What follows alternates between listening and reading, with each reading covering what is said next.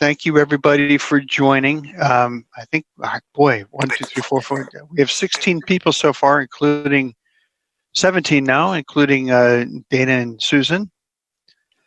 Do we have Andy from? Oh, there's Andy. Hi, Andy.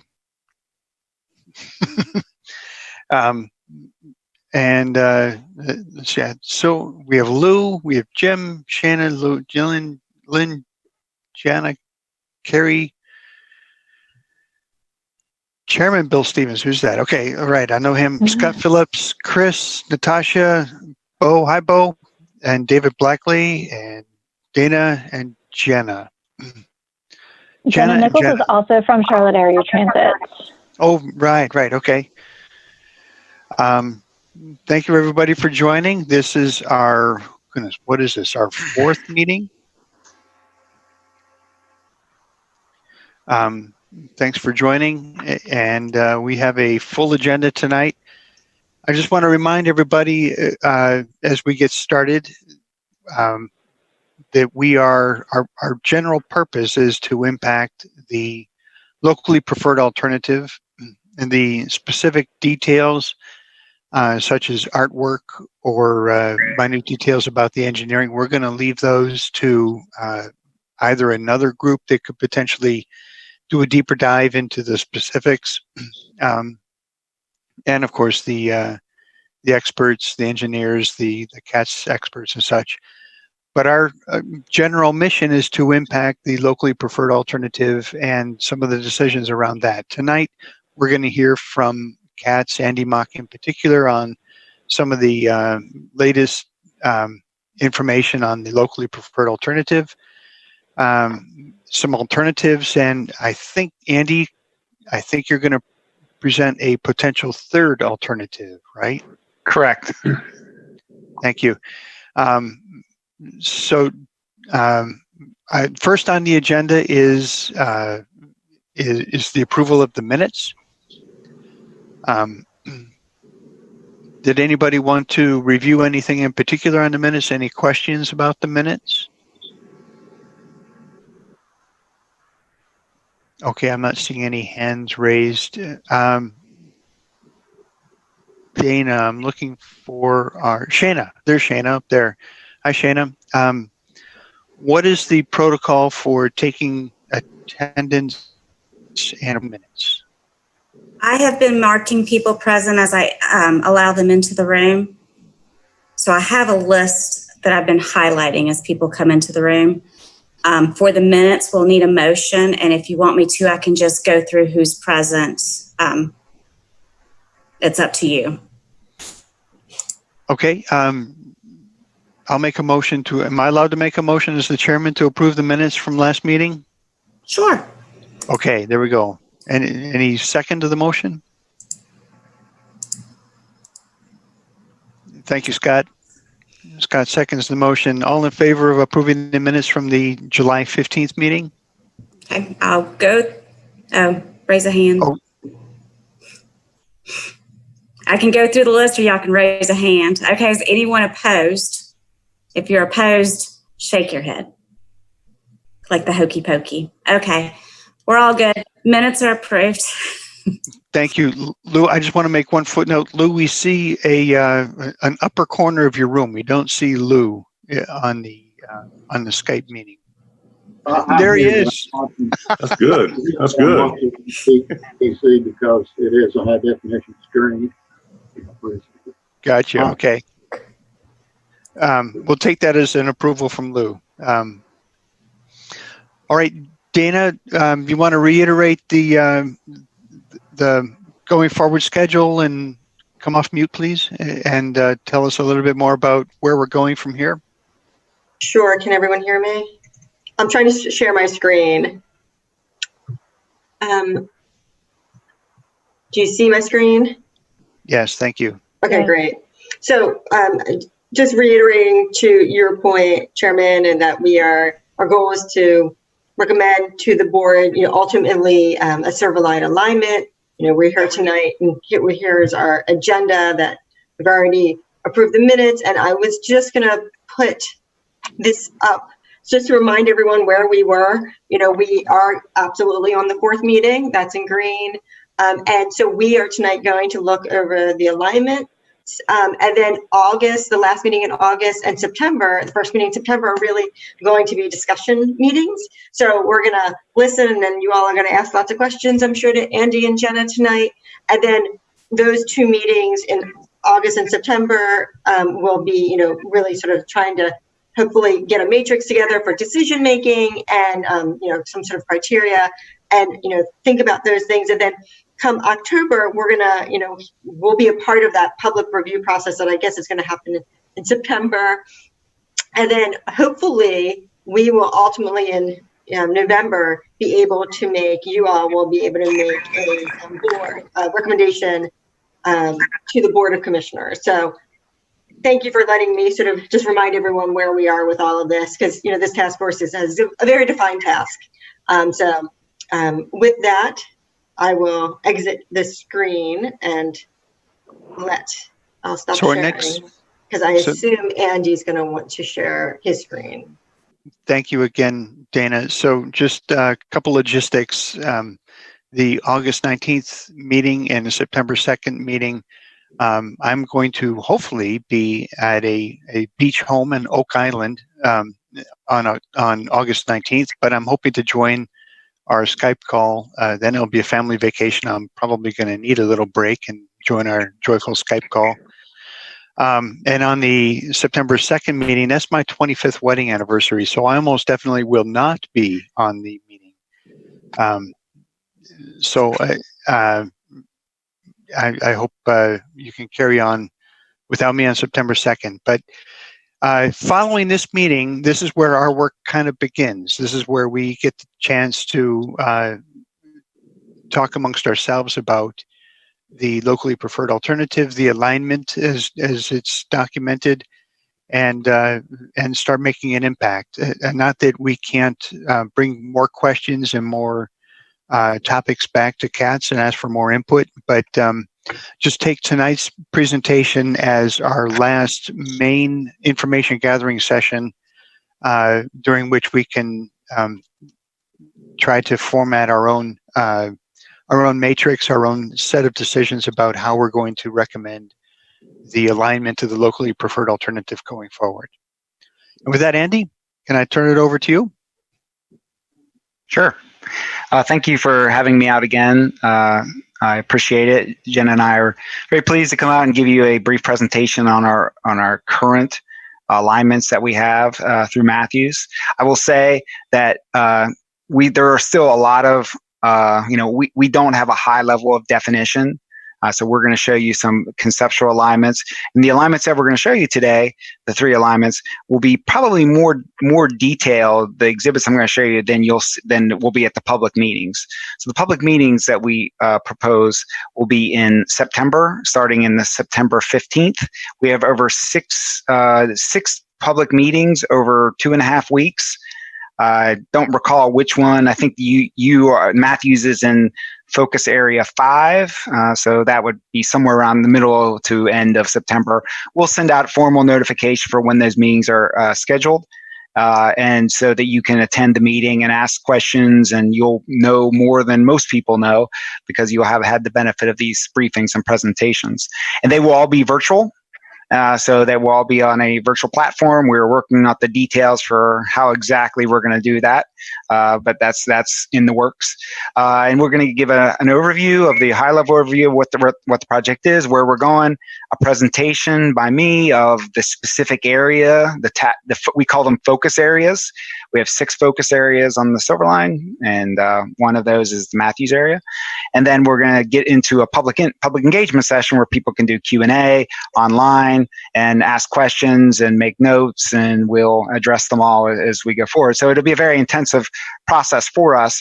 And so this is one of the engagement leading up to that, because we want people to know about it and be as informed as possible coming into the engagement so they can provide good information. So one question I have for Dana or Susan, there were some questions asked and we answered them. Would you like to go through those or not? Can you hear me? Or am I? Yeah. Okay. I did send it out to the task force, all of the questions and all of your answers. And so why don't we do this? Do you want to go through your presentation? And if folks have questions, they can, ask them. Are we doing questions during the presentation or? I think so. I mean, I said maybe let me do this. Let me walk through an entire alignment, and then I'll pause, and then you can ask questions of it as I go. That might be maybe an orderly way to do it, and kind of help whoever's taking notes also to kind of have an orderly way of kind of tracking it. So if that's okay with the task force and the board, and then we can review those questions that I answered at the end if you'd like, or whenever. Okay. All right. So let me see if I can share my screen. It's always a challenge. Let's see, where is it?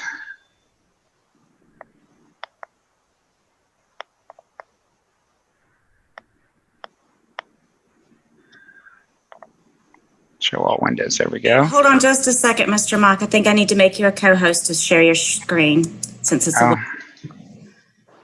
Okay. Oh.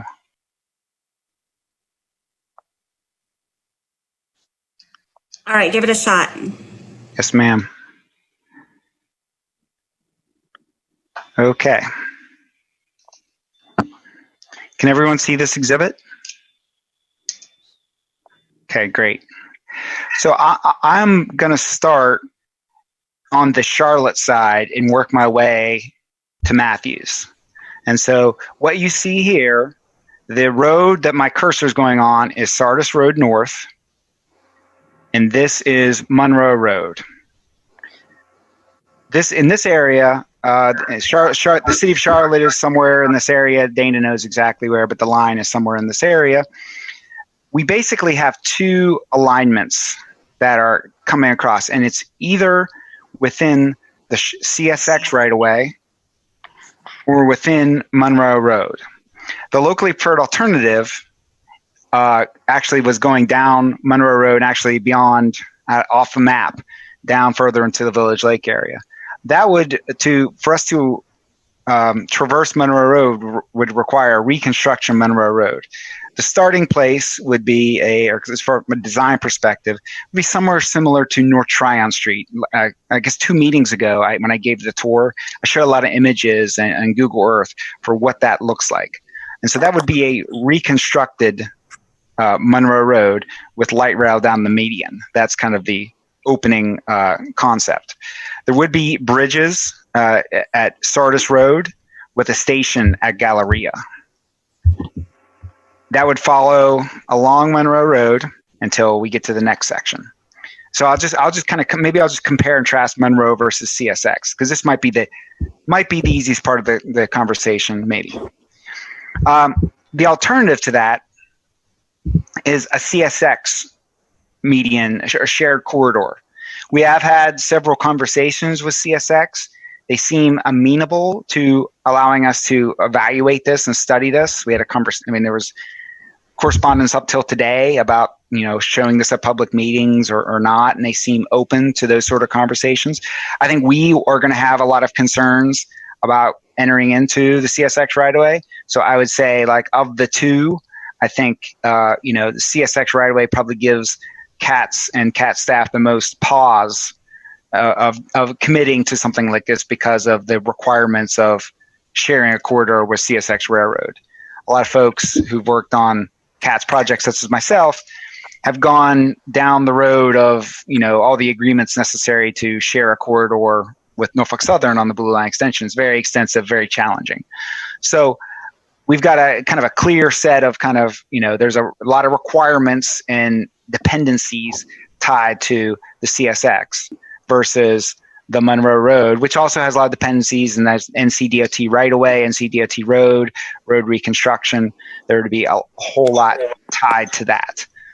So that's kind of like the first kind of, I guess, alternatives that we're evaluating.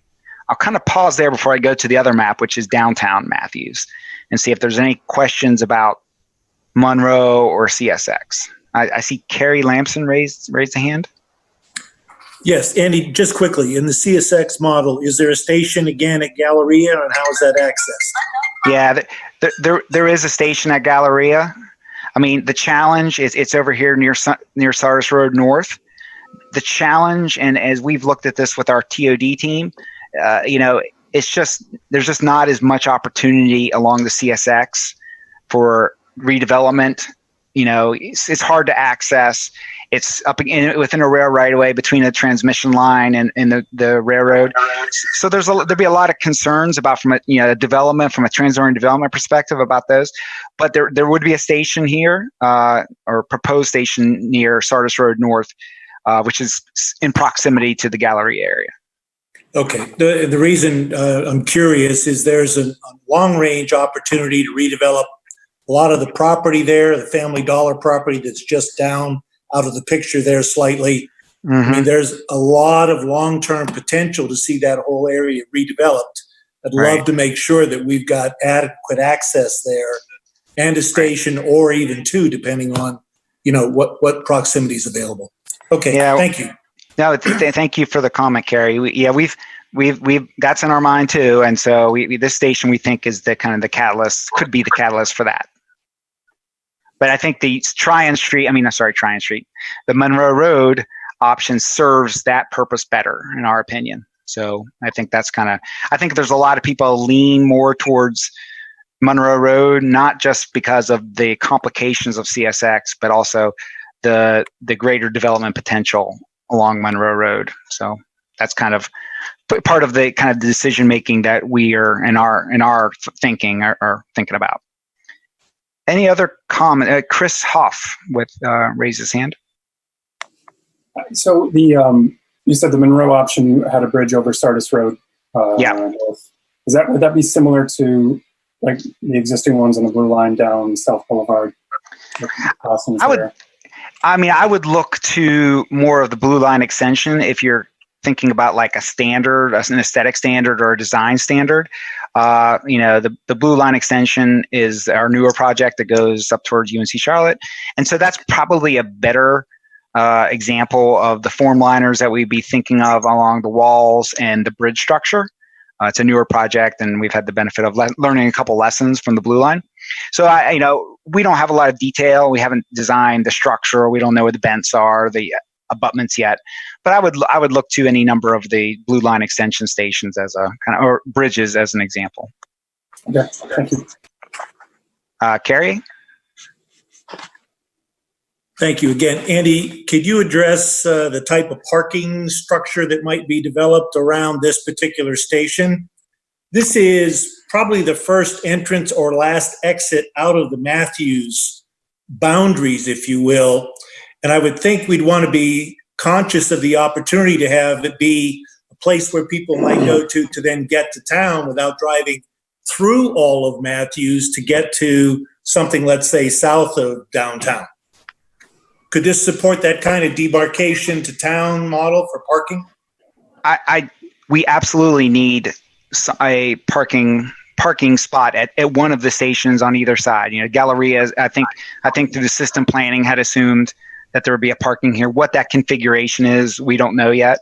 But I think we'd be open to evaluating a parking component at this station. Okay. Two more participants. I see, who is this? Can somebody help me? Did somebody raise their hand? Phillips? Hey, Andy, this is Scott. Oh, there you go. Understanding the logistical challenges of Monroe Road versus CSX, and I can appreciate the difficulty working there, but what's the cost differential between a Monroe Road route and CSX? And then, maybe a higher level question in general, when based on your experience working with CSX, logistics aside, is there a monetary advantage of working with CSX? Well, in theory, Monroe Road would be more expensive than CSX because of you'd be rebuilding the road, right? So there would be all the right of way, the widening. So you'd be rebuilding a road, and you would be, inserting light rail into it. So theoretically, the construction would be more expensive. Now, we don't know what CSX would demand as far as their right of way. That would be a negotiation. That would be, they would have a lot of leverage, and they would demand a lot. So they've done some just talking with CSX folks, and having a little experience with Norfolk Southern and seeing what they've done to some other railroads, light rail and other transit projects. They have demanded a lot of money for the usage of the corridor. And they can get it, especially if you have no other alternative. So I think it would probably, whether it's worth the risk, it might be theoretically less expensive to be within CSX right away, but it would certainly be riskier, and we would not control our destiny as far as implementation as much as Monroe Road. And so that's just in our evaluation, those are the things that we're kind of talking about. Okay, good to know. David has a question. Okay. Susan gave me a good answer a week or two ago, but maybe for the benefit of others, for years we heard that rail was going to come down Independence Boulevard. And is that a different project, or has that been abandoned? Or it seems to me Independence Boulevard is a lot more open and a lot more available to come down, and still was pretty close to the Sportsplex and the hospital and Matthews. Is that a different kind of rail that was planned there, or has it just been abandoned? Well, so I wasn't part of a lot of that led up to the decision. So I don't know if Susan was around; she might have a better answer than I am, but I'll give it a crack. So for a long time, the Southeast Corridor did go along Independence Boulevard, and I think in 2012. There was a ULI study that there used to be, if you remember, there was a busway that went down Independence Boulevard for quite some time. And that busway was then abandoned by the city to the state to do the express lanes. I think back in the 2000 system planning phase, and again, I wasn't working on this, I think there was a greater goal kind of expressed to kind of more closely serve downtown Matthews, and also to serve Monroe Road and the development potential along Monroe. But, I was working on the Blue Line when all that was happening, so Susan might be more educated than I am about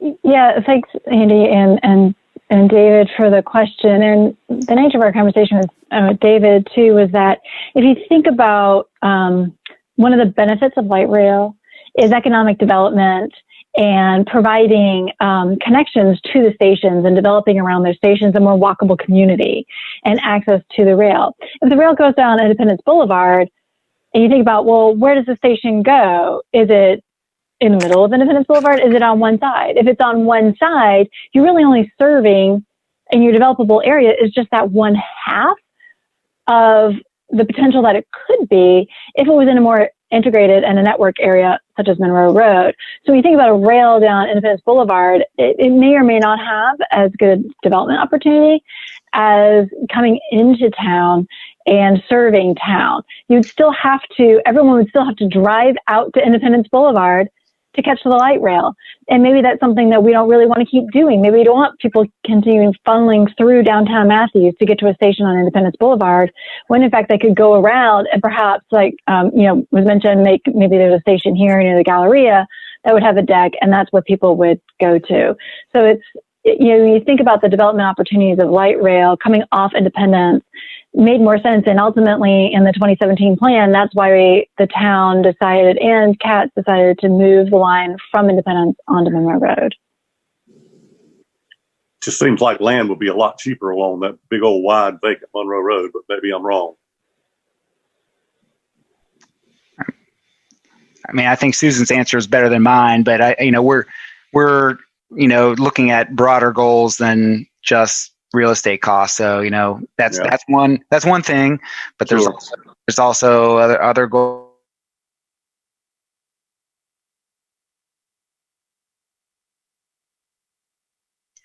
Susan's answer is probably a lot better than I could. Well, that's a good answer. We just heard the opposite for many years and just wondered exactly sort of what brought the change about. So that's a good answer. Thank you. Okay. Any other questions or hands up before I move to the other slide? Just a little comment. Looks like Jana Reed has. sorry, Susan. Sorry, Bill. Jana has her hand up. Okay, go for it. Hi. So I've kind of had the same thought as David. This is something I've been sort of muddling through for the last week or so is why isn't this going on Independence? And while I understand the economic development, I'm on the planning board. We are out of room in Matthews. Like we cannot have any more traffic. The Family Dollar area, which I hope, as Carrie mentioned earlier, is put to good use. If it becomes a parking lot, first of all, I don't think that's going to take any traffic out of downtown Matthews. I think it's going to be worse. But we just built a subdivision right there. If you've ever driven into Matthews from Charlotte on Monroe Road at rush hour when there's not a pandemic, it's horrible. And so, I mean, I really think, I mean, Independence right now is hurting a little bit. A lot of the businesses are closing. It looks terrible. There's a ton of land there. And I couldn't think of any place to put a feasible station with good parking in Matthews where we want the traffic. The hospital apparently doesn't want it. It seemed like at our last meeting, we talked about there not being a stop in downtown Matthews. And Matthews is spread out enough that no matter where the stop is, people are going to have to drive to it. And while I think that getting people into our cute downtown when the weather is good to have a beer at all these great little places we have, I think our main goal is to get rid of some of this traffic and get people from Matthews to work uptown, which they're going to drive to that station. And if we could get that station out on Independence, let that area be developed. I understand that with the light rail comes development, just as it has in the other parts of Charlotte, but we're full in Matthews. I mean, we just really don't. I mean, we're sitting at planning board saying, how are we going to say no to all these people coming in wanting to develop this land for subdivisions? Our schools are full. I mean, our traffic is terrible. People are speaking all the time about no more development. I really would like to see it pushed out to Independence too. Sorry, that's my big speech for the night. Thank you. So just a quick note on my memory on the Independence discussion is that when the plan had been including Independence, there was discussion about putting the station right in the middle of Independence, and that added all sorts of logistical problems. Now, I don't know if we can continue that discussion. Well, that ship has sailed as far as, with NCDOT's many U2509 projects. So, I mean, the state is moving forward with a suite of projects of improvements along Independence Boulevard with express lanes and other things that are, that assume that the locally preferred alternative that was adopted in 2016 is where, is near downtown Matthews. So NCDOT is moving forward with all their projects under that assumption, and they are moving forward very, very quickly, is our understanding. So being in the median of Independence Boulevard is certainly not an option from a state project perspective. And, the 2016, 2019 reaffirmation in 2019 assumes a Matthews station on Novant campus. And so that's what we're here to kind of evaluate. Well, also with an understanding that that Matthews and Katz want to have a station in downtown. That's our understanding.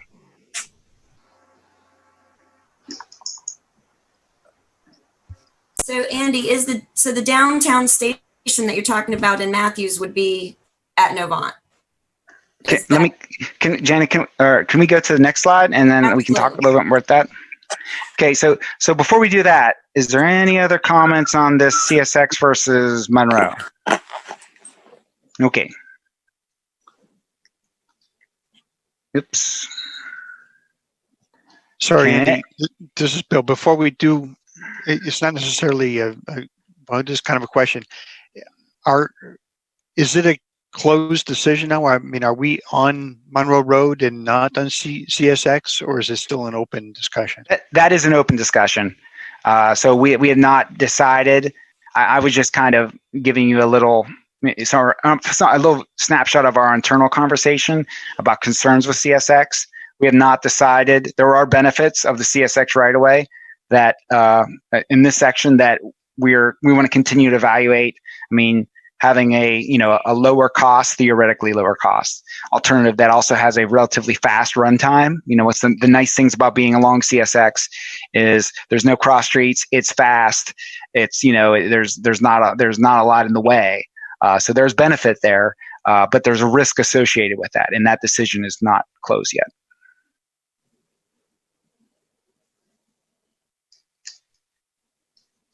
Okay, so I'm going to start with,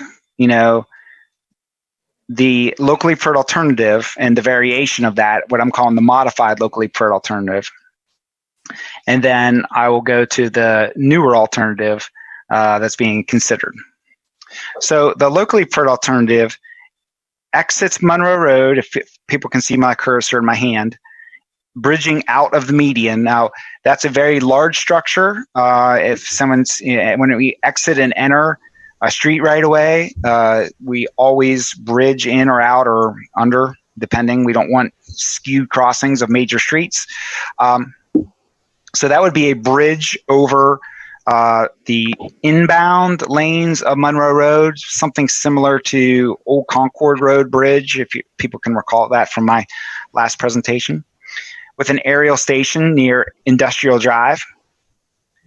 The idea that there's some potential to potentially redevelop a lot of this area, this industrial area, to some other use with an aerial station. That stays aerial the whole way over CSX and over the transmission lines, and then comes down to grade, paralleling the transmission lines to Sam Newell. Then there's a transition, and I will note that this curve is not desirable. So this is, we have a lot of curvature issues, and so as we're looking at some of these things, we're always trying to straighten curves, make bigger radii. So this is something there's kind of a risk here that this curve could get greater. We then parallel Sam Newell, and there was some commentary about that Cruz Road and how the crossing there could work in the future.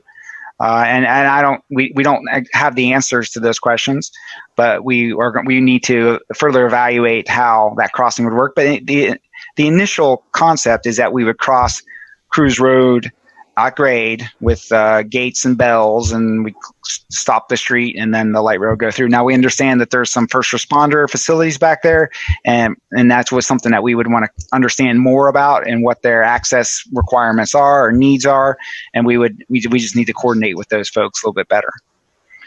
But then we kind of parallel on the side running alignment along Sam Newell, cross underneath Matthews Township Parkway and Trade Street, and the locally preferred alternative then exits onto the Novant campus with a station in this area. It's kind of in a cut, so because we're going under Matthews or Trade Street, there's a cut condition with the station kind of half in the cut and half out. It then comes up back to grade in this area. Now this is the area. And Novant has expressed, their objection to the alignment, this alignment in whole, and because there's a new building that they have been planning and are actually moving forward with. So when they put this on a site plan, we commented and they move forward anyways. So and in speaking with the Novant president and his staff, over the summer. A lot of conflict with this kind of a deal killer with Novant. So from there, we then traverse along the northern side of Matthews Mint Hill Road, cross over Matthews Mint Hill Road under the transmission lines, which is really not possible. This was the assumption coming out of the system plan, but we don't believe that we can relocate those transmission towers as was assumed in reality. So we have many concerns with the LPA as drawn as far as an implementable project. Then we parallel Independence Point Parkway. It's been a lot of coordination with the state and the developer in this area and the town of Matthews. And we've been working to hopefully come up with a different concept that addresses all parties' needs. But then we kind of come along, we follow Independence Point Parkway over I-45 with a station near CPCC Levine. The station was here, and the Southeast Terminus study, or the system planning, working with the town and with some of the stakeholders, we've also identified a potential alternate location near Campus Ridge Road. So that's just something that's on kind of being discussed. So I guess if I had this snapshot, and I actually have a table or a matrix that kind of compares these three after I go through them, and can kind of kind of shows you kind of in a simple way how we're seeing these in our way that we look at things and as a benefits and risks. That's kind of our evaluation matrix, and I'll walk you through that after we go through the lines. So the alternate to that is the same all through here, with the same risk of going under the Duke transmission lines and that tight curve. But in working with Novant, we have identified an alternative that shifts closer to, what is the name of this road, Dana or Susan?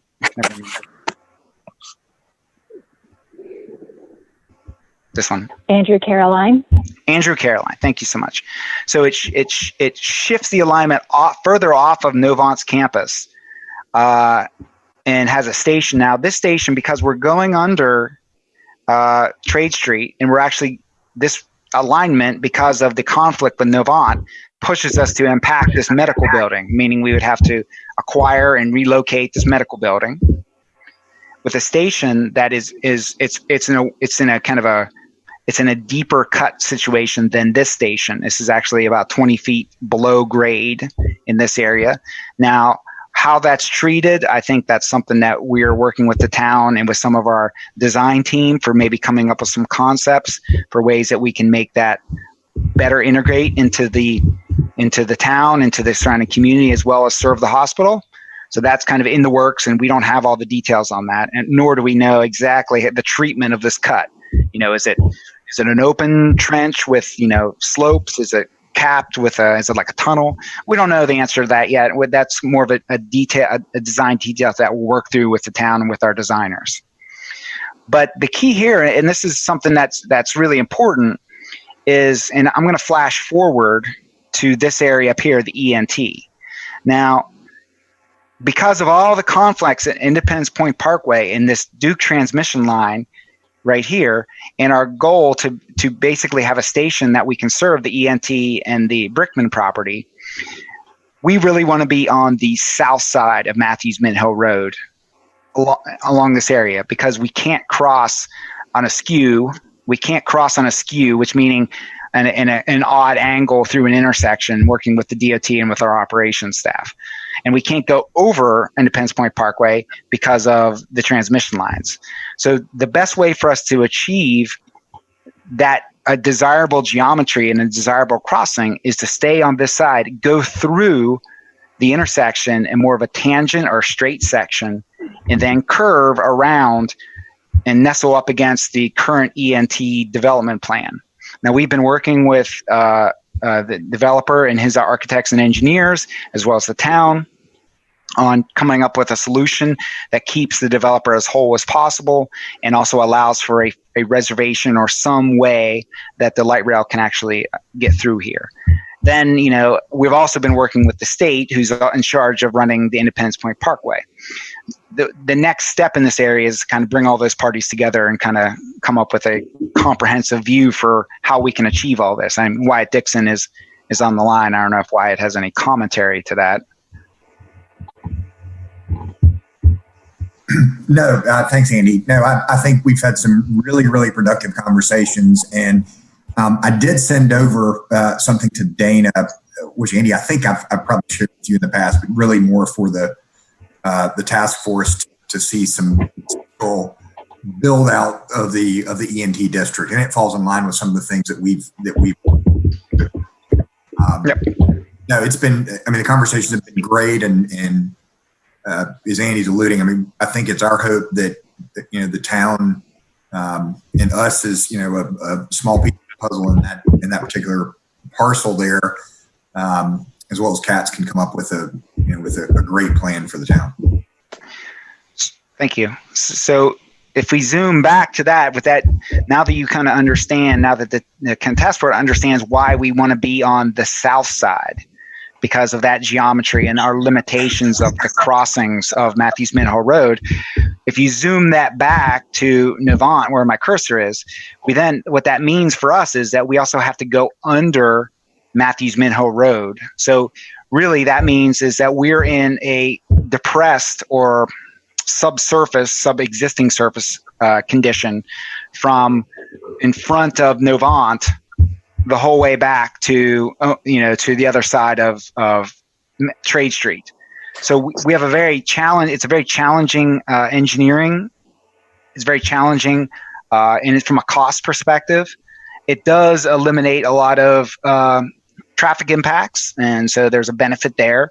But the cost of implementing this vision would be very challenging, and it also creates an urban design challenge that could be a really great opportunity, or we'll work through for how we can actually make this station part of the town and also serve the hospital. So that's a whole lot. I'll pause there and see if anyone has any questions. I see Chris Huff has a question. Does that mean, when you say sub, does that just mean below the existing grade, or are you talking about like tunneling? No, it's below the existing grade. So I would think of this more like an open, at this level. I mean, we don't exactly know, but it's more like a trench or a cut and cover, not specifically a tunnel at this point. But we don't know the details of exactly how we're going to do it, but we don't need to go so deep that we need to tunnel at this point. Okay, thank you.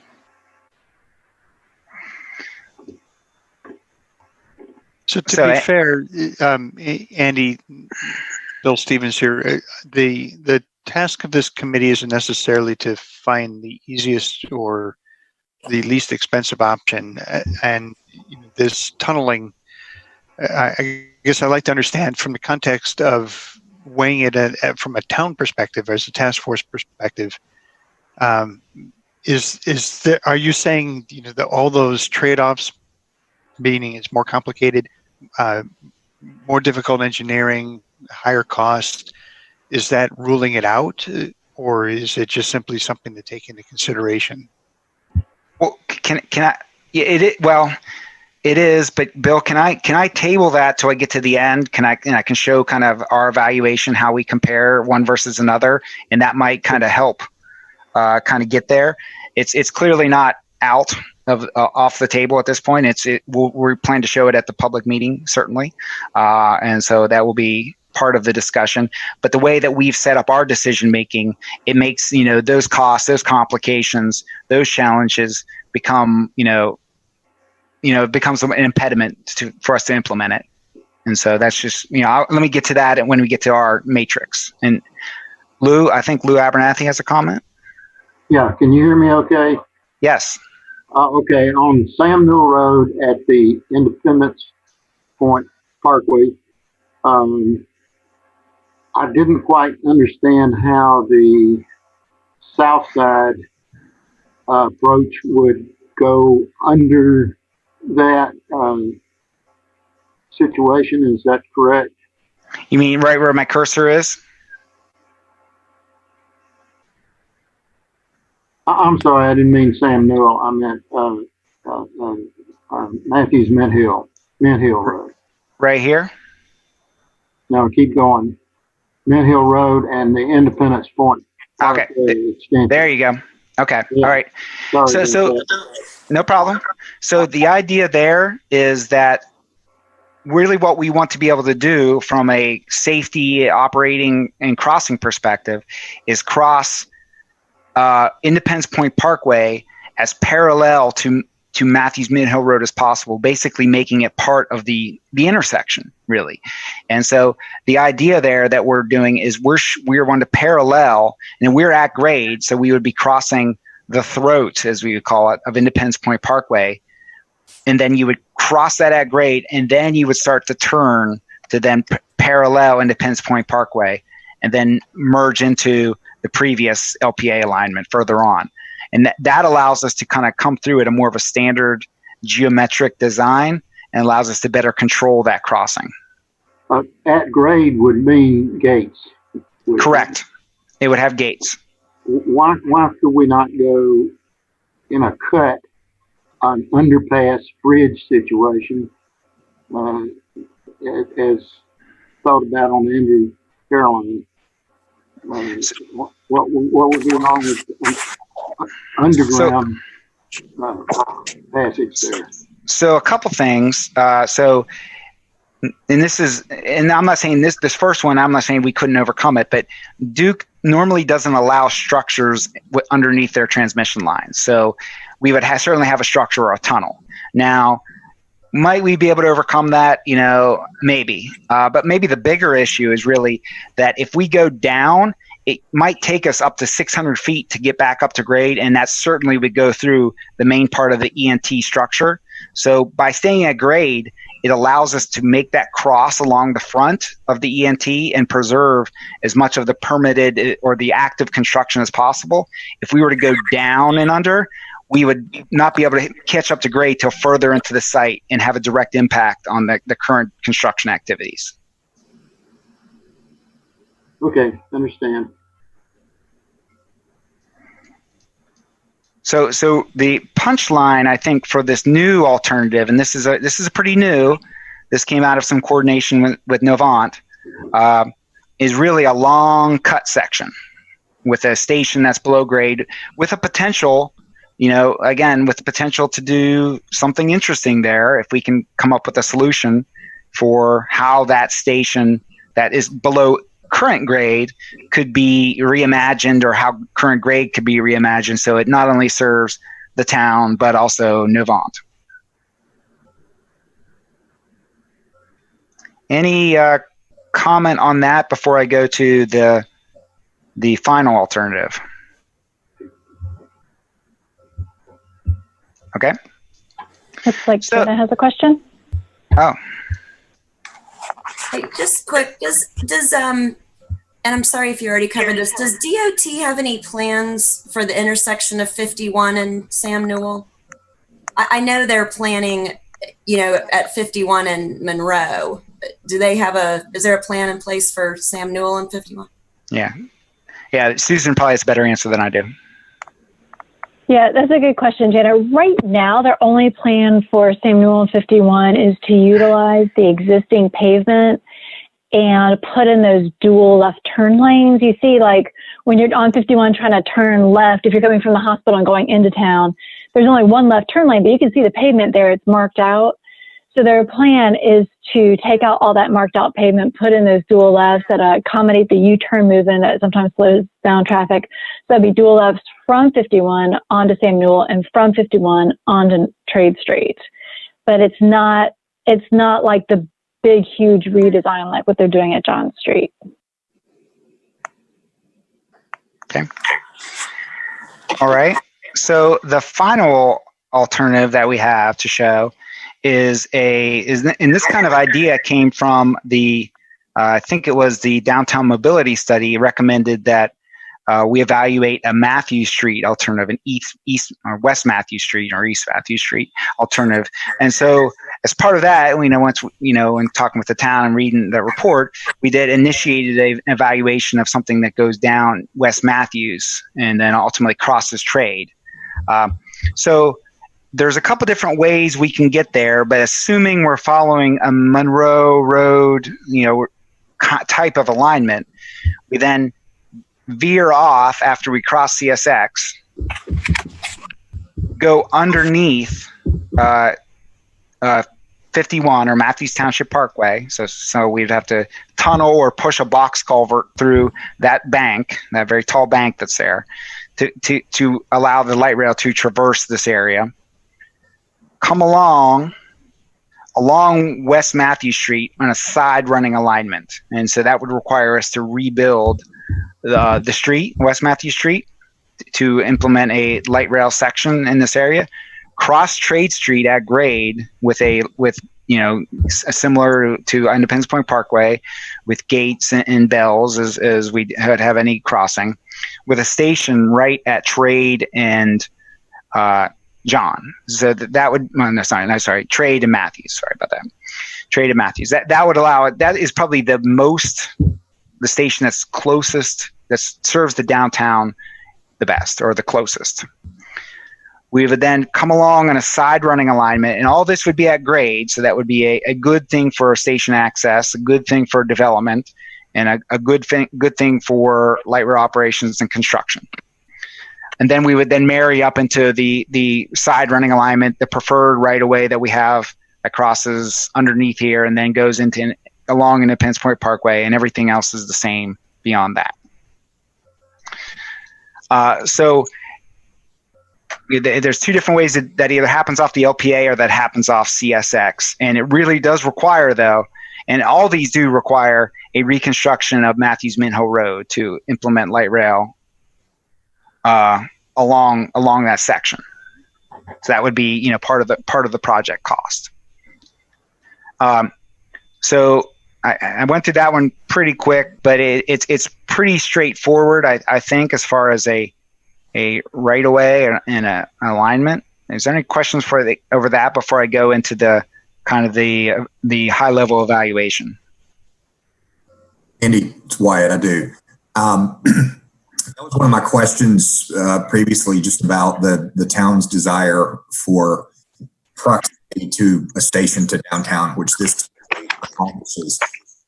Could you give a little bit of a sort of a summary of what the disruption might look like? And I know it's hypothetical, but just trying to understand how the town would exist and coexist during construction. So the reconstructing of Matthews Mint Hill Road, it would be a road reconstruction. So it would be disruptive. We would be able to maintain traffic through a maintenance of traffic program of some kind. So we don't anticipate a closure. Now, that's one thing to think about is, this option, we may have greater impacts on the community with a underpass under Sam Newell to Novant because of this underpass condition. It's easier for us to maintain traffic when everything's at grade and we can shift lanes around. No doubt, with construction of a road and with construction of a light rail adjacent to the road, there would be, during construction, slowdowns and disruptions. But we think we could keep everything active and whole, unlike where we have these kind of underpasses, especially this big one. I think this one is a concerning alignment here because of just the size of the intersection and the size of the cut that would have to get us across here. It's hard to predict exactly why the impact, but just based on my experience, I feel like we could get through here with a maintenance of traffic program that would keep most of downtown Matthews whole. I have, I think, greater concerns at this intersection because of the magnitude of that structure. Awesome. Thank you. No problem. Carrie, you raised I think Natasha had. Okay. Natasha had her hand raised first. Okay. You can manage the hand raising. Has there been any studies on for the Matthews Street on how it impact those buildings? Are there any historical properties, anything like that would be of concern? Yeah, so we have started to look. We've looked at some of that. We think we can preserve. And I would hate to say. I don't want to say that we can preserve every building. I do think that there might be some building impacts, especially as we start to get into design. I think some of the construction limits are very close, and may have some building impacts. It's kind of too soon to say whether whether they will have zero or none, or zero or I would feel safe saying there might be some. It's really hard to predict. Now I think there's a somewhat historic property, that red roofed property. I don't know if y'all know what that is. This one right here. We've heard that's historic, but we don't know what it is. I don't think it's on like the historic designated structures. But we've heard that this has some sort of historic designation. We've also been evaluating different cross sections to try to minimize the building impacts, and we worked with the town on coming up with some approaches to that.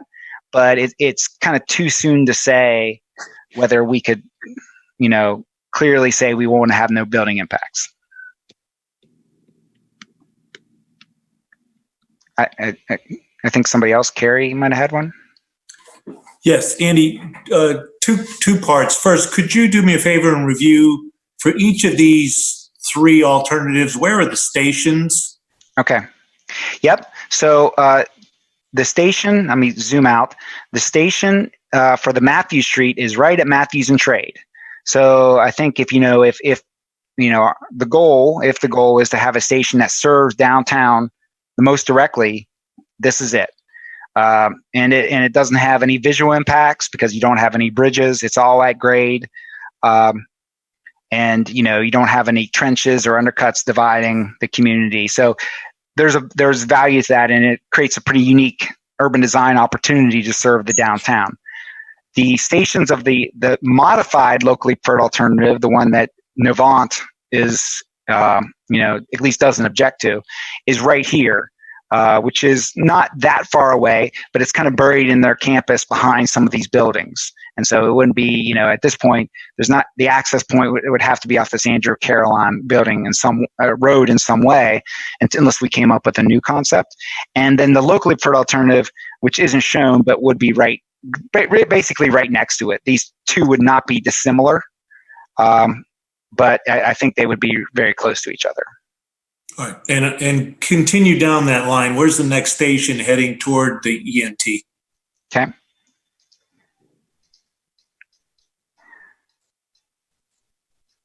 So this was showing an alternative location. I think this was an alternate location for the locally preferred alternative, and so this shows kind of at this area.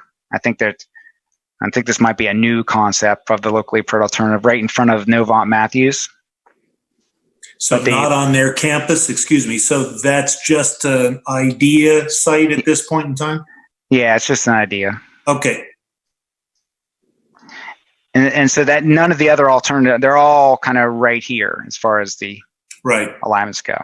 And then the ENT is like kind of the one, we really like this. I mean, we really like, a lot of people think that this is a kind of a very optimistic and an interesting opportunity to have a station buried within the development site, so there seems to be a lot of potential here. So that's kind of, go ahead. But right now, there really isn't any station between town and ENT.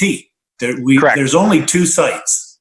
Correct. So why are we traversing all the way back up to Matthews Mid-Hill Road and across Independence to come back down just to end up in ENT? Couldn't we just loop down below? I mean, why do we need to go back up if we're not going to address Novant in any way, shape, or form? If we end up with the scenario down on Trade, let's go with that latest idea. Okay. Why does that have to go directly up and back over into all the complications? What option is there to come down and around and simply tie back into ENT from the bottom? Like along Crestdale? Well, wherever, whether there's CXX lines or whatever the case may be, to come back up and then turn and go north into ENT. We did evaluate early on and set them aside alternatives that went along CSX, both Charles on either side of CSX right away. And because of the downtown Matthews Historic District, the historic station, many impacts to the Matthews area, we set aside the CSX alternatives in this section of Matthews because of impacts to the downtown. Okay, I was just curious because if we open up another avenue that brings it down lower to town, it just seemed fairly complicated, and we're running right back up into some of the other issues you've already described with the locally preferred alternative and other, that if we looked at a fresh approach from that position, wouldn't there be options to come in if the only other stop we're planning is at ENT? I was thinking you were servicing something up at Independence Point Parkway with a station or some other area. We are servicing CPCC. So the things we're trying to get to out here are ENT, Sportsplex, and CPCC. So that's kind of the goals we're trying to hit. Right. Now, I take your point. I don't like this big loop either, right? You know, that's less than desirable. But we really don't want to have the neighborhood and community impacts of blowing through this area, and we don't want to have the historic impacts of the building impacts. The CSX setback would push us. We wouldn't be able to have our railroad right next to CSX's railroad. They are going to push us further out. And our view of it is that we're going to have impacts to the historic buildings and the historic district by following CSX. Okay, I was just curious why it all tied right back into the original assumptions. Thank you. Yep, no problem. So, any other questions about Matthew Street? And I can go to I know we're probably running close on time. I have a kind of like Janet. Oh, okay. I'm sorry. Yes, if there are any other questions with Janet. Andy, this is the first meeting I've talked at in 4 meetings, so I guess I'm going to get it all in tonight. As far as the stations, as Carrie was just saying, you know, maybe each route looks like it would have approximately 2 stations. Are they all parking? Do they all have big parking decks or lots, or is there such thing as a station that doesn't have parking? Sure. Yeah, a lot of our downtown, like in our downtown and South End, and like neighborhood, we have community neighborhood stations that don't have parking. You know, based on feedback from the town, you know, we understand that this station would not be appropriate to have parking because of its proximity to downtown and the surrounding area. You know, I think whether we have parking on Novant campus, that will be a discussion with Novant. You know, there's a kind of a trade-off. You know, whether Novant wants to have parking, a shared deck, maybe there's a value and a benefit. We also don't understand that the town doesn't want us to attract people to drive through their downtown. So I think that's a conversation that we can have about where, you know, which stations are most appropriate to have parking and which are not. You know, that's a decision that we can make. And I think it's going to reflect what the town kind of sees in these stations.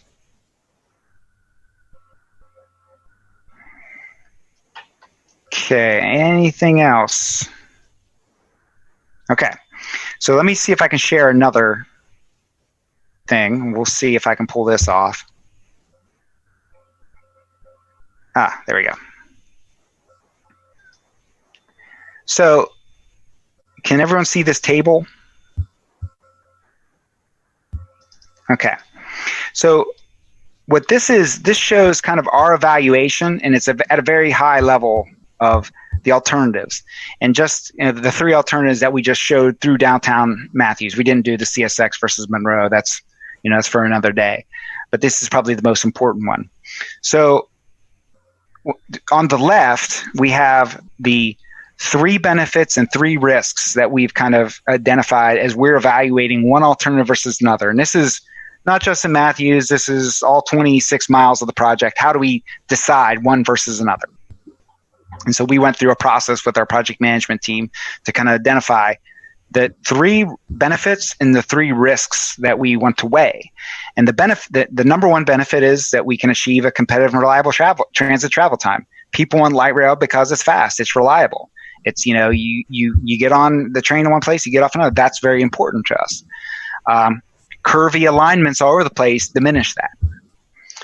We want to improve access to destinations and local connectivity enhancements, right? So to us, that means, can you serve downtown? Can you serve the hospital? What's the access look like from the community's perspective? Does it promote equitable transit-oriented development? Does it give you a good development opportunity around the stations? Now that's weighed against 3 risks. Because we're moving forward in a kind of a philosophy of now trying to get into a project that's implementable. So we're not planning anymore. We're setting ourselves up for an implementation project. So we want to minimize the risks of each one of the alternatives. And so that is, we want to minimize dependencies on third parties, right? CSX is a good example. So if we tie ourselves into CSX, guess what? We don't control our destiny as much because they could stop the project.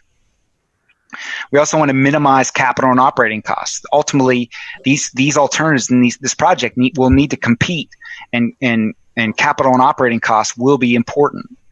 And we want to reduce risks associated with environmental screening. Because we anticipate this to be a federally funded project, we would have to go through a environmental impact statement, meaning we would have all the risks and alternatives, including impacts to communities, noise, vibration, everything you can imagine would have to be evaluated. So that's another kind of dependency. So to go through kind of the three alternatives and everything, just as a note, everything that we do is as compared to the locally preferred alternative. So it is the gospel right now until the Metropolitan Transit Commission gives us a new Bible verse to follow. But it is the gospel in which we follow, and then everything is as compared to it.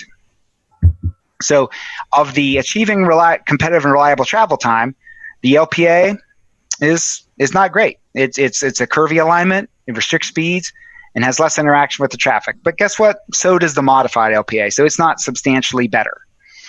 Matthews Street is a little more direct into downtown, so that's a good thing.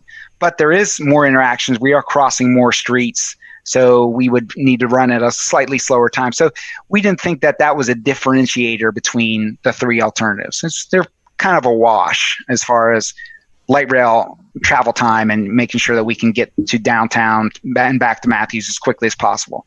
Maybe if we could get into detail, we might be able to improve some of the Matthews Street, but I think LPA and modified LPA are just, really challenging from a curvature perspective.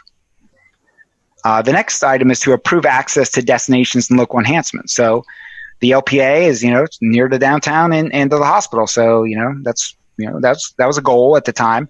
And the modified LPA is similar. So we didn't really see that as substantially different, even though the modified LPA is a little closer to downtown, but, not substantially different in our opinion. But Matthews Street certainly has the closest access to downtown, which we thought was a good thing to provide access to the downtown based on our conversations with the town.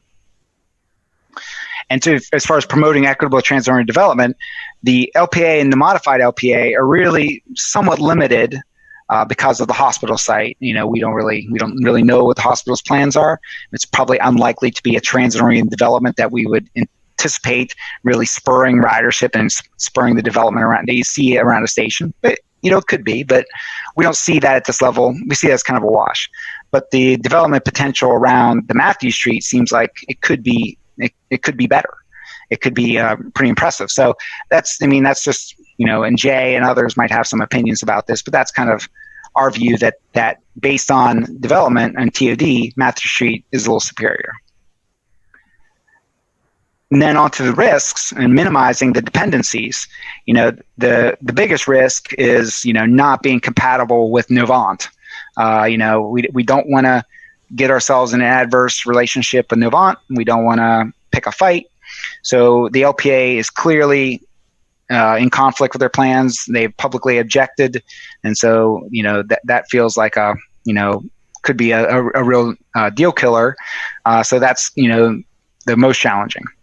As far as the modified LPA, it's more compatible. We think Novant will buy off on the modified alignment, and continue to work with them, that we think we can pull that off. But Matthews Street, is also better than the locally preferred alternative because it kind of gets off of the campus and we're kind of out of the Novant issue. But it does require close coordination with the town for all the town-owned streets. So there is a dependency there of that. As far as minimizing capital and operating costs, the locally preferred alternative and the modified have much more cost. We don't know the exact number at this point, but just the length of that cut and the length of the lowering and the tunneling and bridging will be very great. While the as far as the Matthews Street certainly has a lower capital cost because we're not building a tunnel. It's almost all at grade except for the box culvert that will have to be pushed through 51 or tunnel, whatever that concept is, but it's much less. And then here's kind of the challenge, and I think here's the kind of I put a question mark here, but as far as reducing risks associated with environmental screening. So this is kind of like, what are the impacts of these alternatives. So the impacts of the LPA versus the modified LPA, they're similar. We're going to have to work out how the emergency vehicle access works at Cruise Road, and there's some things for us to work out, but we think they're about the same. Now, under Matthew Street, the note here, and we say substantial change to the character of Matthew Street. So we are gonna change Matthew Street, and there may be impacts to businesses during construction, and so certainly impacts to businesses during construction, or that's not a positive thing. But is a substantial change to the character of Matthew Street a good thing or not? And I don't know that we know the answer to that question. I think that's kind of like an outstanding question in a discussion that we need to have, because there's a lot of benefit to the overall program and to the town, we believe, of Matthew Street. But it will change the character of that street with the reconstruction and with the light rail adjacent. And so I think that's a question and a conversation that we should have and moving forward.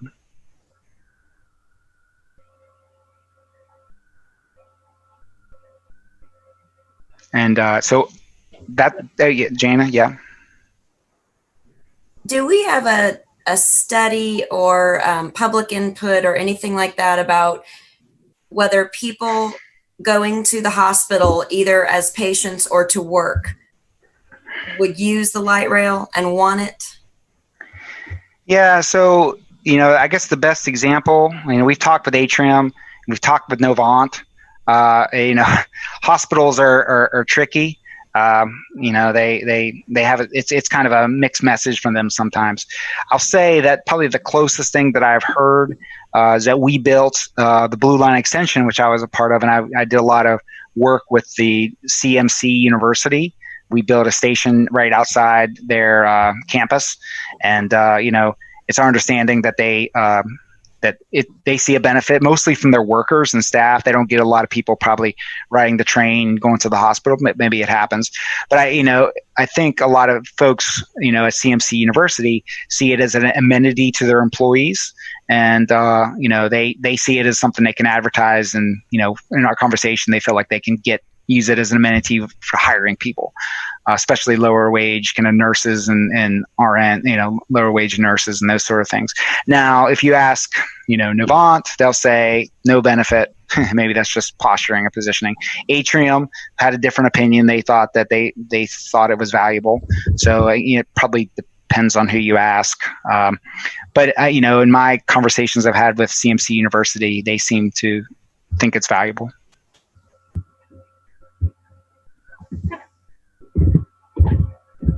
Andy, this is Scott. A quick question regarding the downtown route. Parking obviously would be extremely tight with what we know is there, and I think Jan said earlier we're really packed and there's no room. But when you were planning, what is the ideal parking ratio at these stations or number of spaces, and what type of acreage do we need for that? In the event that we do look at a downtown solution, whether we can get close to that number or not, how do we could assemble land if that made sense, but curious what kind of demands do we need for parking in terms of acreage and number of spaces?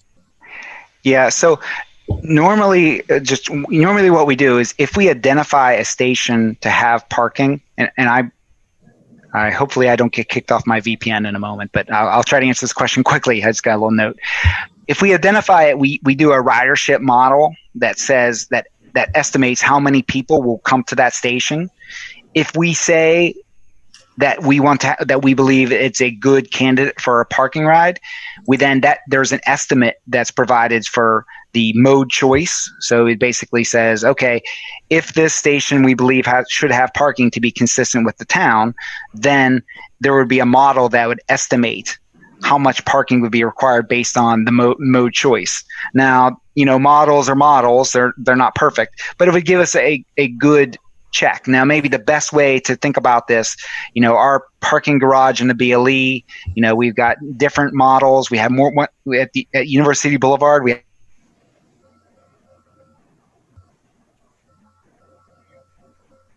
think we lost him. Uh-oh, no. I think we lost him. Let me text him and let him My know. VPN.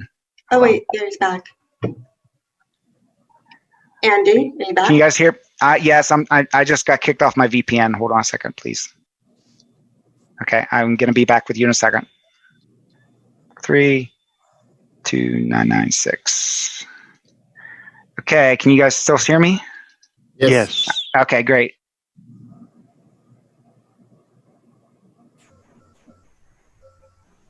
And he's gone again.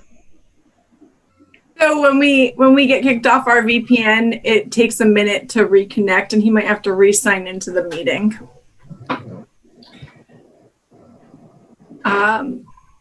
And if he doesn't, I can pick up from where he was talking, but he was really on a roll. And to I don't know, Jenna, he might be off the roll when he gets back. So if you want to. I got you. I'm back. okay, there you go.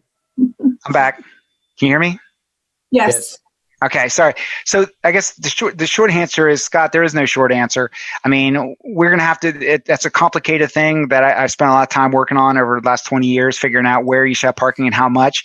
It depends on where else you have parking and, you know, and what your model, how your model is built. But really the question numero uno is, do you want to have parking there at all?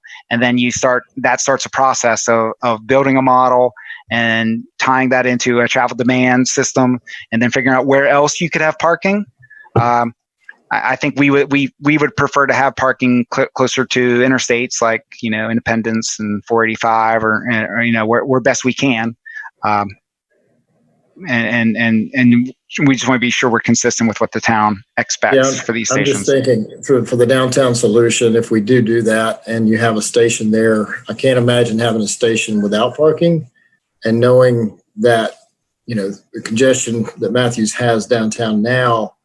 I wouldn't anticipate like if we were to do that Matthew Street one, I wouldn't anticipate parking there. I mean, that reminds me of South End or Uptown Charlotte or Noda.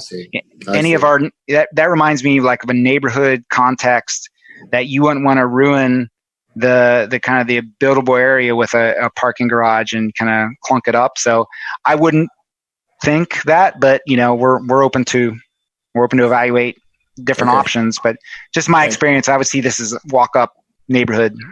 Okay. Thank you. No problem.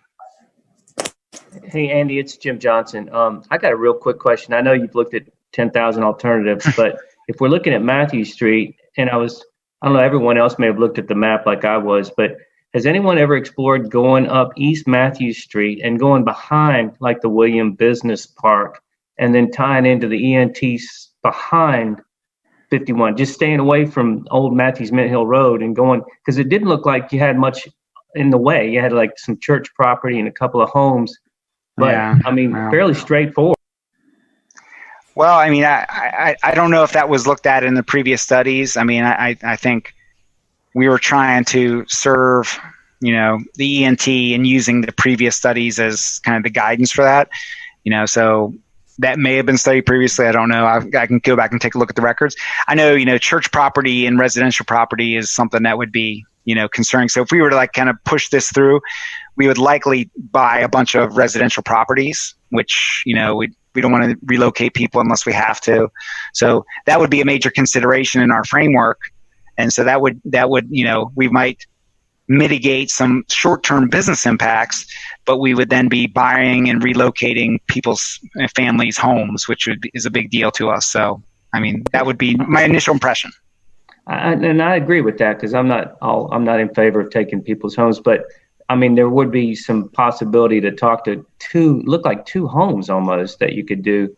And then at the end of the day, you really don't have a whole lot in your way. And you're still, I mean, talk about a TOD opportunity, that side of Matthews is probably a pretty good one.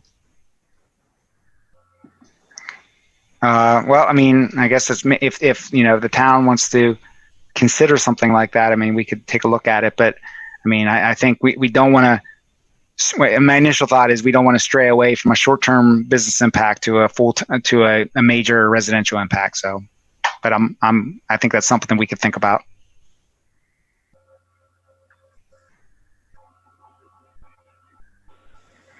Is there any other comments? It looks like Bill has his hand raised. Yeah. So, Jim, interesting thought. So, East Matthews Street is kind of fragmented from the library down to McLeod Street, and then from McLeod Street down to the back of that office, Matthews Executive Plaza area. You called it something different, but I'm looking at it on Google Maps right now. Were you thinking just cruising right down what would, I guess, on my map appear to be the north side of East Matthews Street? I mean, you would be going East Matthews straight down, and then it seemed like there was two homes, then the church, and you cross Crestdale behind the coatings plant, and then you turn right into the entertainment district. Yeah, so like we would then, I mean, the impact, the ballpark impact, I mean, if we 1, 2, 3, 4, 5, 6, 7, 8, 9, maybe we could keep these guys. I mean, I would call it a dozen or so single family residential relocations, which would be, you know, politically and environmentally unpopular and challenging. So, I mean, that would be, I mean, when we weigh that in our evaluation, it would probably weigh, I would think that would be a bigger impact than some short-term business impacts and driveway relocations. So, I mean, I guess something we can think about, but I know we've never actually relocated a family before, a single family home. So it's something we're, take very seriously. So if we go back to what is drawn as the alternative for Matthews Street, can you show us again where the station would be? Right here, right at Trade and Matthews Street. I'm still seeing your spreadsheet. Andy, we're still we're still seeing the matrix. Sorry. Let me new share. Thank you. There we go. There we go. Thank you so much. I'm making a fool of myself. I was talking to Jim and I was like, I was showing something else. Sorry. Oh, not at all. No, that's all right. Okay. Yeah. So it's this orange box right at Trade and Matthews. And so to do that, that configuration of that station, could be different configurations of it. It could be on the center, could be the side.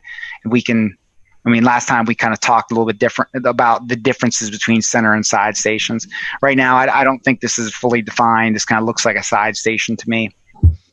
But it would require the reconstruction of Matthews Street, kind of a widening that way. But I think some of the alternatives I've seen are as narrow as possible to try to limit the footprint of the road and the station. So we have the Galleria station, we have this station, then we have the Entertainment District station and CPCC. Correct. Okay, and that's what we're evaluating. Okay. Right. Exactly right. No, you have Gallery and Industrial too. And Industrial. Oh, right. Okay. You have Galleria, Industrial, then you have Downtown, Matthews, or Novant, ENT, and CPCC.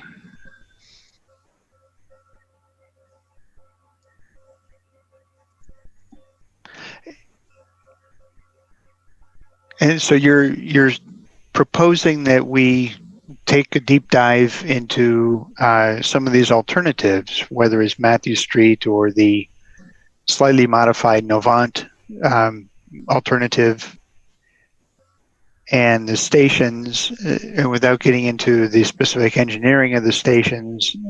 I think we at least want to understand, will there be parking or will there not be parking? And I guess we don't necessarily need to know the specifics of that, but at least have a framework in which to understand it, right? Right. So, on the parking question, I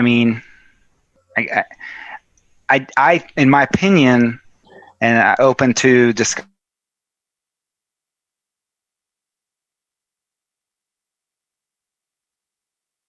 the land around it than a parking garage. and I don't think it's consistent with what the town wants. I think on Novant, I think that's maybe a broader conversation that we have with Novant and the town, I suppose. And they have a big parking lot right there right now. So does Novant see the value in parking there in a garage of some kind? That's maybe it's a joint garage that CATS uses to some extent for our customers, and Novant uses them. That's easier said than done. I say that every time, just because parking garages for a hospital, they need the parking they need, and we need the parking we need, and it's hard to manage those sort of things and control them. We've been down that road. Hold on, let's. Andy, I'm just going to stop you guys. I'm just letting you know that it's 8:25. I'm just doing a time check. So thank you, Dana. So I needed a little bit of a reality check here. I thought that the option that's labeled E11-1 is basically off the table because it is so opposed by Novant themselves. Is that not the case? It is, and let me just also clarify something for the public meetings, because the MTC's adopted policy is the locally preferred alternative.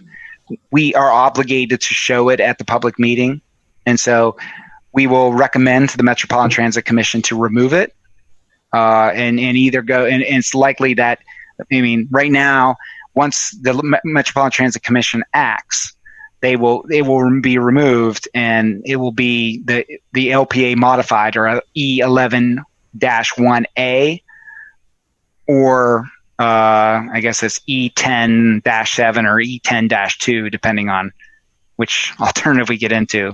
So good. So it's just like it's just a kind of administrative obligation to carry it until the Metropolitan Transit Commission acts. Thanks for that. So again, we are weighing basically our opinions, our understanding of how E11-1A would work for the town against the, I guess we could call it E10-7. Or maybe call it E11-2. Maybe that's the way to put it, because that's. I'm sorry, but these designations over here are basically the mechanism in which we come into the station at this location. E11-2 is maybe, and we have so many different alternatives, and I apologize, Bill, for the confusion. I have over 100 different alternatives to manage on the 26 miles, so we have this nomenclature, which is awkward. So I apologize for that. That's right. So the one that we're dubbing E11-2 right now, the Matthew Street Trade and Matthew Street Station. Yep. There's a trade-off there, right? E11-1A and E11-2. And then we have another trade-off to weigh on the E10-2 and E10-7. Yeah. The difference there is how you get there. It's either along Monroe Road or it's along CSX. Yep, I hear you. And there was an entertainment district trade-off as well, or decision to be made, right? Or are you settled in on one over the other? Well, this is what you see here is the locally preferred alternative. That makes a lot of assumptions that we don't feel like we can implement because of the Duke transmission lines and the geometry of the crossing. So I would say there's a couple of different ways that we can cut this E11-4, but the E11-4 that we show here is the most promising. And I would say that, a lot of these things, there's different kind of minutia and engineering detail that, we're going to work through. I think all the alternatives that this E11-4, I would say that they're too detailed at this point to weigh in on, like, formally. They're just, there's going to be refinement of the alternatives as we go forward, but they won't substantially be different than E11-4. Gotcha. Okay, so you're seeing this as more of a tweak to the LPA, more so than a trade-off that we should, as a committee, we should weigh in on. I think that's a good way of thinking of it. Really what's going to take to firm this up, it's going to be engineering analysis, it's going to be coordination with Wyatt and coordination with the state and coordination with the town, and it's going to be somewhere between these two lines, in some shade of gray. And I don't think that, I think it's an engineering detail that probably is too detailed for this committee, in my opinion. But Gotcha. Okay. And so then we're back to the Monroe Road versus CSX Industrial Boulevard, Industrial, whatever. Yeah. And then there's those decisions to be made. I'll wait till your screen stops moving. Can you see that? Yeah. So that's the other one, is the Monroe Road versus CSX. And can you see that exhibit? I'm trying to. Okay. So I see the Independence. Well, wait. So the one on the top is the CSX. Okay, I'm with you. Correct. Okay, I'm oriented now. Gotcha. Right. Yeah. So I'll just caution the task force on this one. I mean, I don't know that we want to, that we're going to get into CSX or not. We might. It does offer benefits. I'll just say it's a big risk and a big burden to try to pull that off. Maybe it might be cost effective enough to try to pull it off, or maybe it has enough operating benefits, but there's a big risk and a big challenge there for us. So, I mean, if the task force has an opinion on it, certainly I'd want to hear that, but we will, we'll have some concerns with CSX. Okay. All right. So if we go with CSX, the station, how would you describe that station labeled between E93 and E93A? Yeah, so E93, the challenge there is that it's sandwiched between a transmission line and the CSX right away. So, there's a challenge there. There's an access challenge because somehow you have to get people there. I'd say that one is, because of this transmission line, I'd say the one on the northern side of CSX is probably the most challenging. And that's something that would be weighed, and I'd say would be probably the more difficult to implement. The one on E93A would probably be a better fit and be able to potentially redevelop, to integrate into the surrounding area. It's somewhat built out, but potentially there, could be a parking garage or some facility built here to activate this station.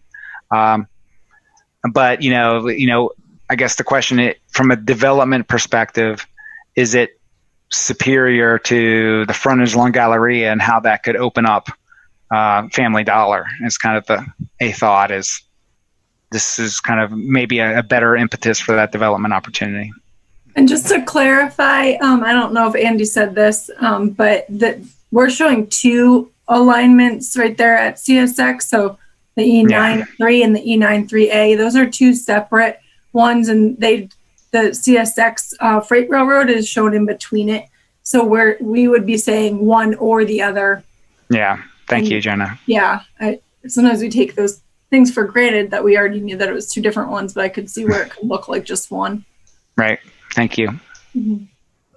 So another thing that occurs to me now, we're talking about the Galleria station, and that's not technically Matthews, is it? Isn't it? I thought it was like right. Isn't it right near Cyrus Road North, Dana? Dana knows the line better than I do. Oh yeah, that is Matthews. Okay. Yeah. I'm looking at your map. Hold on. It's too small for me. Our line it's further east, where that blank property is, to the right of that, where that wooded property is, and then the building right to the right. Yeah, right here. That's the town limit. Yeah. Oh, really? I thought it was back close to Cyrus Road North. No. Interesting. Okay. Should we move the line up there? Okay. Well, it's beyond our scope. Just kidding. Yeah, hold on. Take a look. See, we got some curvature. E91. Yeah, we got a couple of vertical curves. We got some curves. Maybe there's a way. I don't know. We could take a look at it.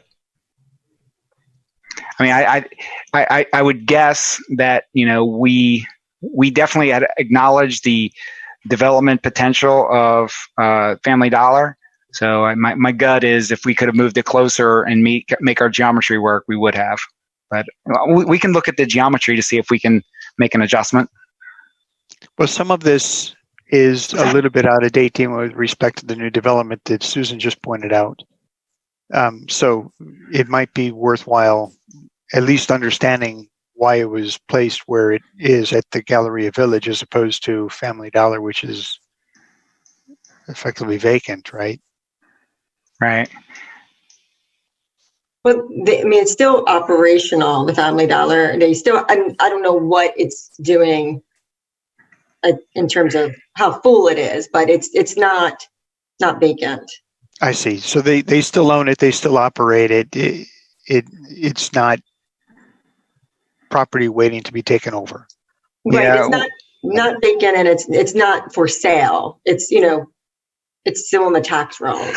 We kind of, when we looked at this before, we were, concerned it was, a little speculative to believe that this was going to redevelop, completely redevelop into something else at this point. And, think something could change, but we don't know of anything in the works in this area. We had a conversation with Daniel Levine, asked him if he had any thoughts on the topic, and he didn't. So, we kind of thought, well, it's a little too speculative to assume it's going to redevelop, so let's just kind of leave it like it is. Okay. All right. It looks Any like more Chris Huff has questions? his hand raised. Go for it, Chris. Well, I was just going to comment that is Charlotte, and I would imagine that they have kind of a similar task force as this. And since the alignment would have to start further into Charlotte, do you know what the feedback on the Charlotte side is?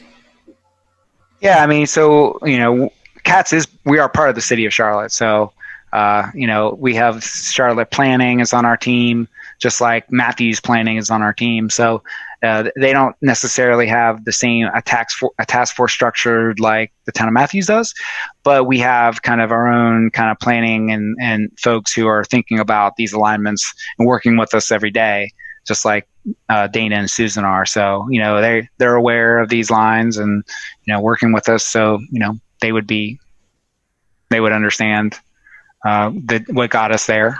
But I think we all just kind of recognize the goal of being near Galleria Village, and with the, whether we like it or not, Walmarts provide great ridership for our stations. So being close to a Walmart is always a good thing for us.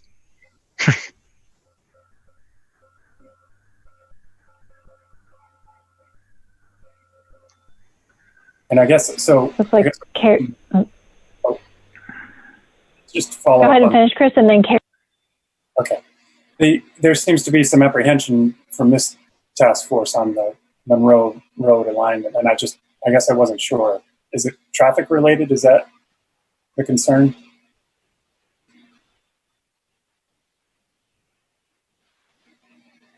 Who was it that made the, was it Jenna?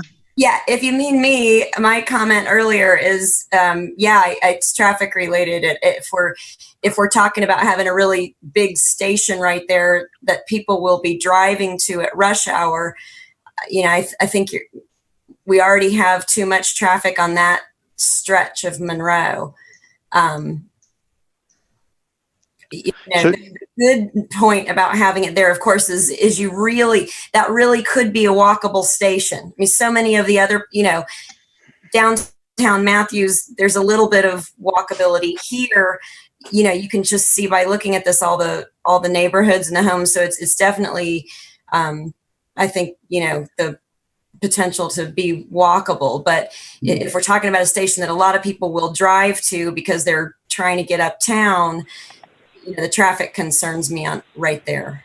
Well, yeah, good comment, Jane. I mean, one thing we would do, and we'd have to do, is do a traffic study. So, if we estimate that we're going to need, 600 parking spaces or whatever, we'd have to do a traffic study, and that would be pulled into the network. And then we would need to do improvements to accommodate those 600 people in the morning and whatever it is in the morning and afternoon. So I agree with your comment. I've been on Monroe Road many times, taking my kids to swim lessons. So I'm well aware. And so we would be rebuilding the road. That's a whole other thing as well, is that, so we'd be rebuilding the road, and maybe there's some network improvements that could be made as well to kind of disperse some of that traffic in other places. So Jen, I just want to kind of drill into that comment a little bit. Your concern is that people will be coming from potentially Union County or the other parts of Matthews, driving along Monroe Road up to that station and effectively bottlenecking the traffic even more? Yeah, I'm not sure Union County so much, only because I feel like there would be another station with parking before you get to Union County. At least, I would hope so. Yeah. But just right in, I think of how many people live near the Y, for example, whatever, Weddington and Pleasant Plains and McKee and all of that area, they'll all be driving through Matthews, first of all, to get there. But then again, then you just have this stretch of Monroe that can just get really dicey at rush hour. So it's not only bringing the traffic through Matthews, but it's bringing the traffic on Monroe and 51, all of which are tight as it is. But maybe they'll drive there and park, and they'll get off the roads going uptown. So I mean, hopefully it'll reduce traffic. But and again, I'm sorry to go on so much, but I think my main thought in the beginning too was that wherever this line is built, at least the thought is that there's going to be a lot of development around it. And so adding development to traffic and more traffic was more my concern when I was suggesting Independence, because if development came up around a line that, went down Independence, that's okay. They've got some room for development, I think. I just don't think that we have a lot of space left that, places can come in, a lot more restaurants or residential or whatever along Monroe all the way through. Can I just say something about, I just want to mention to the folks that are on planning board and the folks that are on the TAC, the town is doing a land use and transportation modeling exercise right now that we talked about to you all back in the spring? And so we should be getting the results of those land use transportation models, hopefully by September. And that's something we could bring to this group as, just to talk to you all about, if that's something that the chairman wants. And that's just basically how that, when you put in more densification of land uses and then the silver line and then a network, how does that all distribute the traffic? So we are thinking about it, very much so.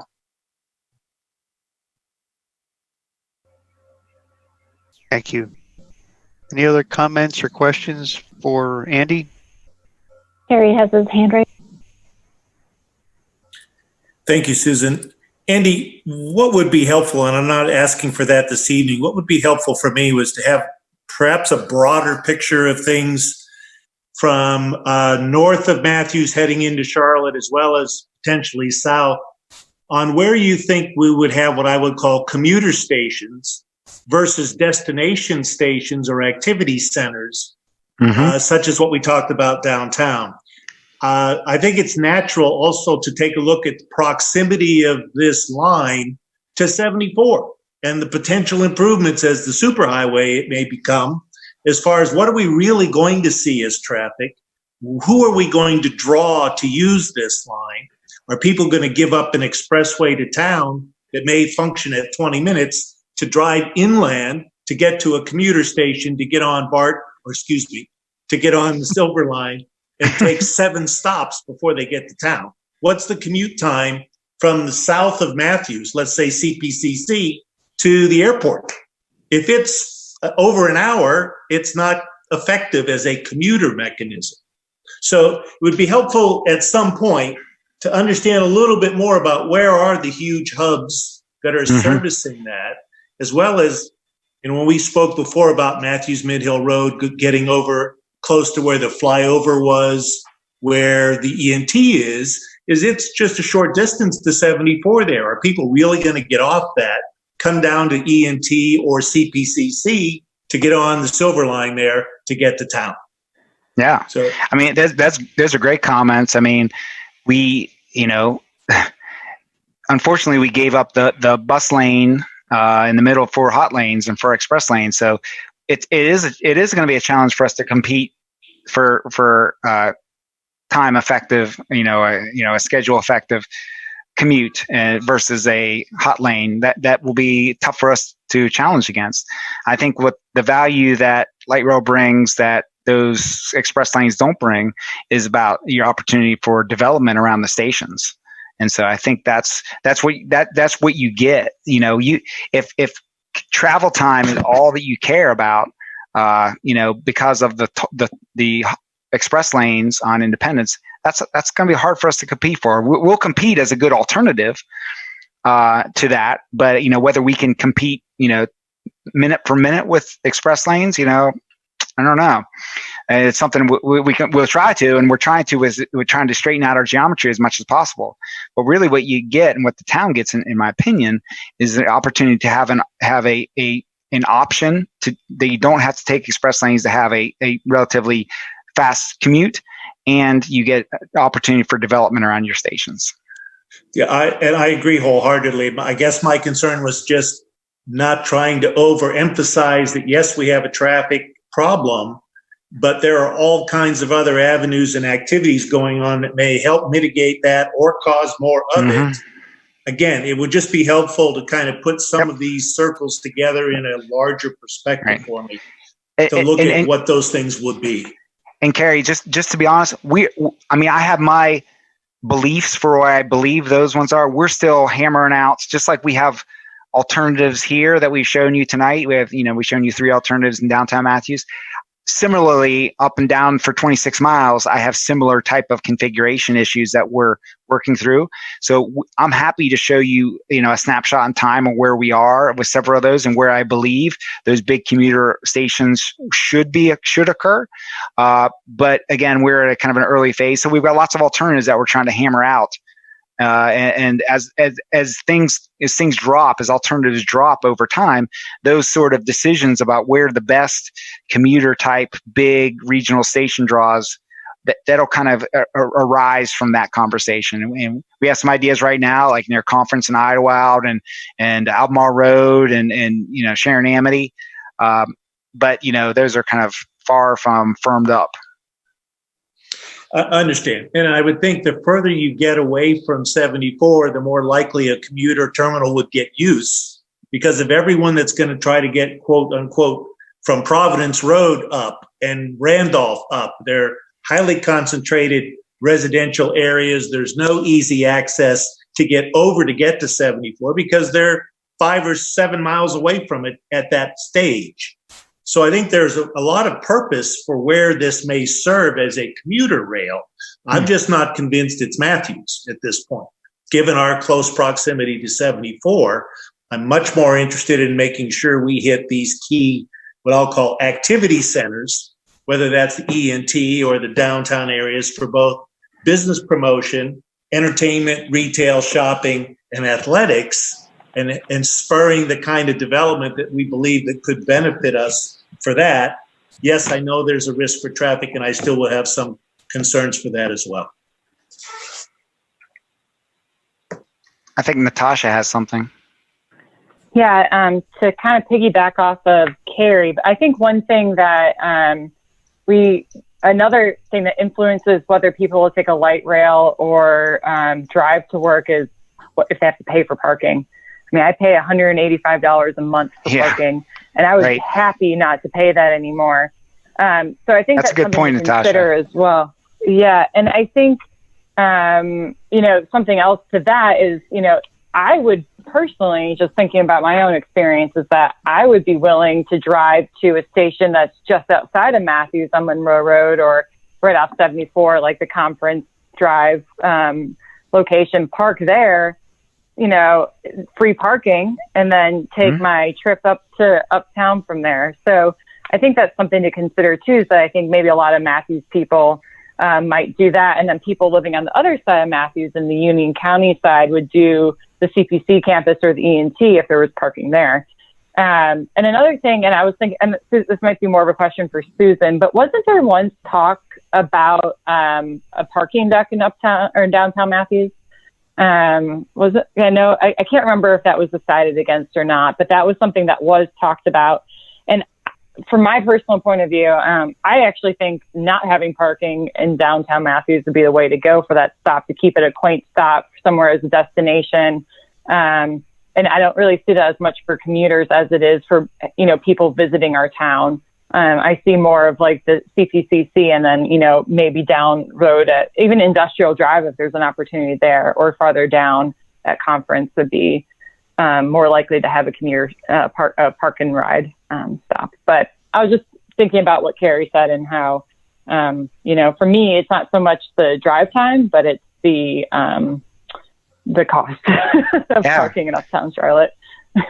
Great point.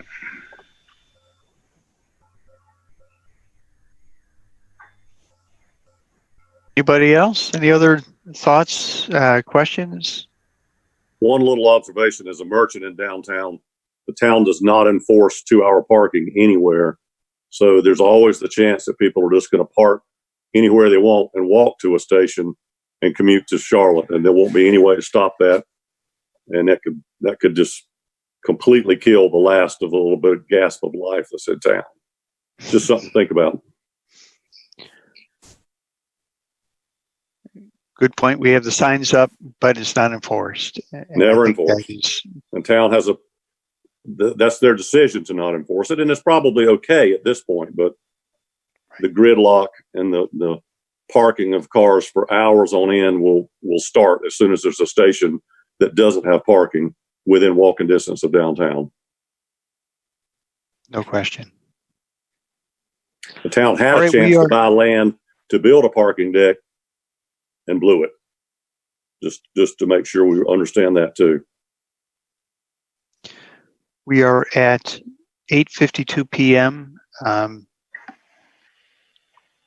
think it's time that we tie up this conversation. Andy, thank you for your presentation. Thank you for all the information and being willing to answer our questions.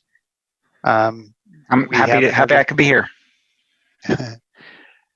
We have another opportunity to revisit some of these decisions, trade-offs, areas where we can provide input on our next meeting. I think that is where the heavy lifting starts for us.